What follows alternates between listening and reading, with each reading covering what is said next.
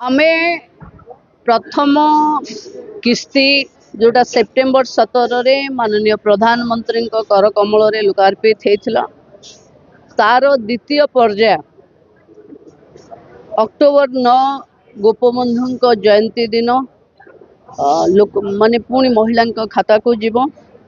आज बोधे कोटिए ऊर्ध्व registration complete हम एवं आज जाए जहाँ खबर 32 लाख एमपीसीआई रो क्लीयरेंस अच्छी तेणु आज संध्या सुधा जहाते क्लीयरेंस हम समस्त खाता को सुभद्रा योजना सीधा सीधा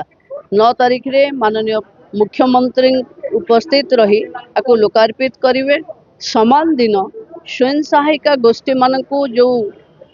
ऋण छाड़ थाए से सुध छाड़ पैसा भी समान 200 कोटी ऊर्ध्व टंका से दिन भी मुख्यमंत्री ताको रिलीज करेंगे।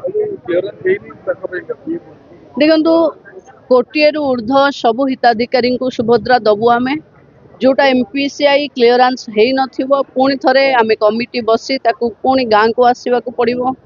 पुणी थे केमती कौन कमी अच्छी कौन कले से माने एलिजिबल हेबे करने को पड़ो डिसेम्बर पूर्व समस्त हिताधिकारी पाखे सुभद्रा पहुंची सारी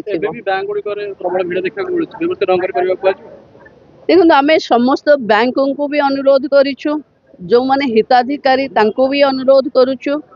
कि रही रहीकि कले कारण एमपीसीआई टा बैंक रे माने खाता देखा जाऊँच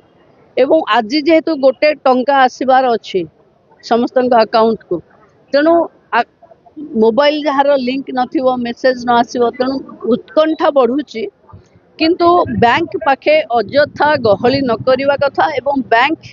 तांकर जो बैंक मित्र माने पंचायत रे अछंती तांको जरिया रे ये समस्या को समाधान करने मु बार बार निर्देश भी देछि।